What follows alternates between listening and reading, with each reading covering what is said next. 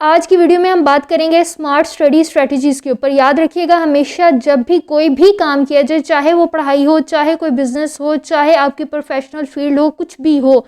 Hard work से ज़्यादा smart work आपको पे ऑफ करता है। सारा साल कुछ स्टूडेंट्स पढ़ते रहते हैं, लेकिन जैसे ही एग्ज़ाम्स आने वाले होते हैं वो उससे पहले थक जाते हैं, क्योंकि सारा साल आप एक ही काम करते रहते हैं। एग्ज़ाम से बिल्कुल पहले आप थक जाते हैं, आपकी एनर्जीज बिल्कुल ड्रेन हो जाती हैं, आपका सिस्टम बिल्कुल वर्क करना छोड़ देता है। और कुछ लोग ऐसे होते हैं जो पूरा साल वर्क नहीं करते हैं, पूरा साल इस तरह से पढ़ाई नहीं करते हैं, किताबों को लेकर सारा सारा दिन नहीं बैठे रहते। एंड वाले 2 महीने सिर्फ पढ़ते हैं, सेमेस्टर सिस्टम है तो एंड वाले सिर्फ 2 हफ्ते पढ़ते हैं। उन बच्चों के, उन स्टूडेंट्स के मार्क्स, उनके ग्रेड्स उनसे ज़्यादा आ जाते हैं जो कि पूरा साल पढ़ रहे होते हैं, लेकिन एंड वाले दिनों के अंदर मेहनत करना छोड़ देते हैं, थक जाते हैं, हिम्मत हार जाते हैं।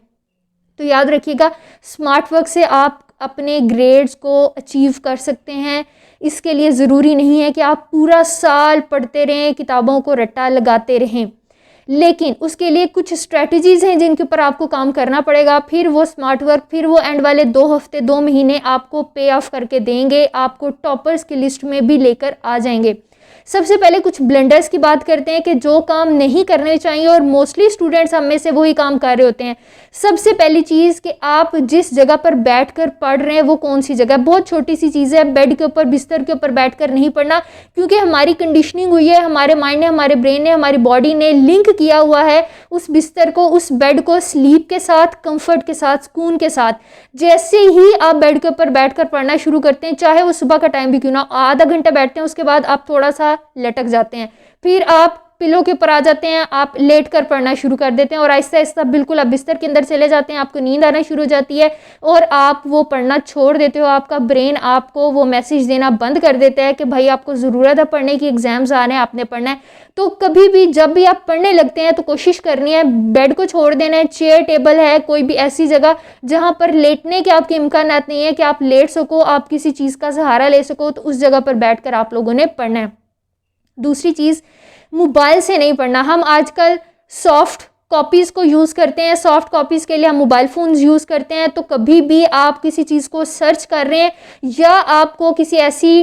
इंस्ट्रूमेंट की ज़रूरत है जिसको ऊपर आप लोगों ने पढ़ना है, तो आप लोगों ने प्रेफर करना है, जिनके पास लैपटॉप्स हैं तो लैपटॉप्स यूज़ करें, क्योंकि जैसे ही मोबाइल के ऊपर नोटिफिकेशन आता है तो हम डिट्रैक्ट हो जाते हैं, हम उस मैसेज को खोलकर शुरू हो जाते हैं और फिर हमारा पूरा फोकस मैसेज पे चला जाता है, उस शख्स पे चला जाता है जिससे आप बात कर रहे होते हैं, इर्द गिर्द की चीज़ों पर चला जाता है। आप यहीं से किसी और जगह पर सॉन्ग सुनने तक एट द एंड आप आ जाते हैं और आपकी पढ़ाई उससे मुतासिर होती है। आप चाहे पूरा दिन ना पढ़ें, पूरा साल ना पढ़ें, जो 2 घंटे आप पढ़ रहे हैं, जो 2 दिन आप पढ़ाई को लगा रहे हैं, तो वो टाइम आपका सिर्फ पढ़ाई का होना चाहिए। इसके साथ ही मिलती जुलती चीज़ मल्टीटास्किंग नहीं करनी है, एक साथ 3 काम नहीं करने। आपका सारा फोकस अगेन पढ़ाई की तरफ होना चाहिए। आपकी इस वक्त अटेंशन ये नहीं जानी चाहिए कि मेरी पेंसिल्स तरफ शार्प नहीं की हुई, मैंने पेन में इंक नहीं भरी हुई है, मैं उसको फिल करके ले आता हूँ। और जब आप दूसरी चीज़ों की तरफ लग जाते हो, साथ ही आपको याद आ जाता है कि बहन भाई को भी आपने कोई काम कहना है, पानी मुझे ला कर दे दो, कुछ भी कर दो, अम्मी अब्बू से आपको कोई काम याद आ जाता है, दोस्त से कोई काम आपको याद आ जाता है, तो जब आप पढ़ाई के टाइम बैठे हो, कितनी भी कोई ज़रूरी काम भी आपको याद आ गया, आपने उसके ऊपर ध्यान नहीं देना, उसके साथ अपने आप को लिंक नहीं करना, सिर्फ उस वक्त आपने पढ़ना है। चौथी चीज़, जब आप लास्ट के इन दिनों में पढ़ाई स्टार्ट करते हैं, आप जब भी दिन के 1 घंटे के लिए बैठते हैं, आधे घंटे के लिए बैठते हैं, तो उस टाइम पे आपने अवॉइड करना है फ्रेंड से बातचीत करना, आपने अवॉइड करना है अपने फ्रेंड से पूछना कि उन्होंने कितना पढ़ लिया। हमारी आदत होती है, हम पूछते रहते हैं, अच्छा तुमने कितना पढ़ लिया, तुमने कितना पढ़ लिया, और ये पूछने की वजह से हम मोटिवेट नहीं होते, इस पूछने की वजह से हम डिट्रैक्ट हो जाते हैं। अगर कोई कह देगा कि उसने ज़्यादा पढ़ लिया तो हमें लगता है अब तो बहुत थोड़े दिन रह गए, इसका मतलब हमारा कवर नहीं होगा, हमारा पेपर अच्छा नहीं होगा। और वो पेपर जो आप अच्छा कर सकते हैं, सिर्फ ये सोच आपको पेपर अच्छा करने नहीं देती है, आपको पीछे की तरफ खींच लेती है और आप जीरो के ऊपर आ जाते हैं। दूसरी चीज़, या फिर कोई ऐसा फ्रेंड है जो कि कह देता है कि नहीं मैं तो बिल्कुल नहीं पढ़ रहा, मुझे पढ़ने की ज़रूरत ही नहीं है, मैं तो आखिरी दिन आखिरी रात के ऊपर पढ़ूंगा, और शायद वो खुद पूरा पढ़ रहा हो, ये शायद वो ना भी पढ़ रहा हो, लेकिन उसके अंदर इतनी एबिलिटीज़ है, उसका दिमाग इतना काम करता है कि वो 1 घंटा भी पढ़ेगा तो उसको उतना याद हो जाएगा जितना आपको 2 दिनों में याद होगा। तो उस वजह से भी आप मोटिवेशन लूज़ करते जाते हैं कि फ़लाँ भी नहीं पढ़ा, फ़लाँ भी नहीं पढ़ा, तो मैं भी आखिरी दिन में आखिरी घंटे में पढ़ूंगा और पेपर हो जाएगा, और आपका वो पेपर, आपकी वो स्टडी फिर कंप्लीट नहीं होती है। तो कोशिश करनी है अपने फ्रेंड्स को, जब पढ़ाई में आप कर रहे हैं, उनको अवॉइड करना है। मस्ती वाली बातें जो मर्जी आप करें, लेकिन पढ़ाई के लिए आप खुद को गाइड करने चाहिए, किसी और फ्रेंड की गाइडेंस लेनी चाहिए। पढ़ाई के टाइम पे आपको खुद को अपने पेरेंट बनना है, आपको खुद को अपने माँ बाप अपने आप को बनाना है, अपने आप को कहना है कि आपको वो गाइड करे, आपको वो डांटे, आपको वो डपके और आपको जिस चीज़ की ज़रूरत है वो आपके लिए करे। और पांचवा जो ब्लंडर हम लोग मारते हैं, एक सब्जेक्ट है जो आपको बहुत अच्छा आता है,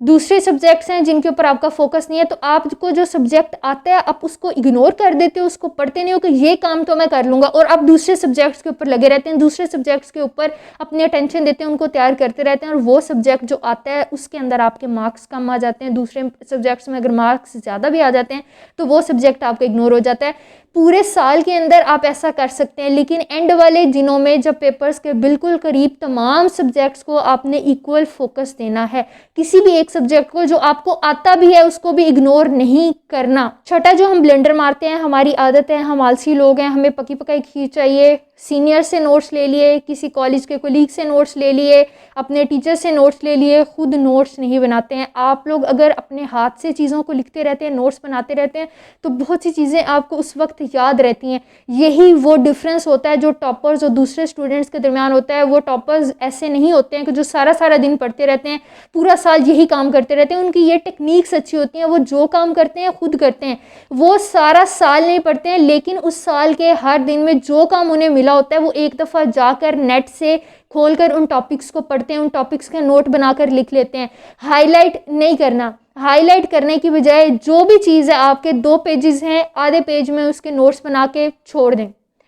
एक जो टॉपिक आपने आज पढ़ा है, टीचर ने पढ़ाया है, सिर्फ उसको एक दफ़ा नेट से खोलकर उस टॉपिक के ऊपर थोड़ी सी रिसर्च करके उसको पढ़ के उसके जो चीज़ें 1-2 डिफरेंट भी हैं जो आपको टीचर ने नहीं पढ़ाई अच्छी लगती हैं, वो अपने नोट्स बनाएं और उसको छोड़ दें। फिर आप सिर्फ यही notes at the end paper के ऊपर भी पढ़ लेंगे तो आपकी बहुत ज़्यादा तैयारी हो जाती है, आपके पास डिफरेंट मटीरियल कलेक्ट हो जाता है और अच्छा मटीरियल कलेक्ट हो जाता है, और आपको फिर कम टाइम के अंदर ज़्यादा चीज़ें, इफ़ेक्टिव स्टडी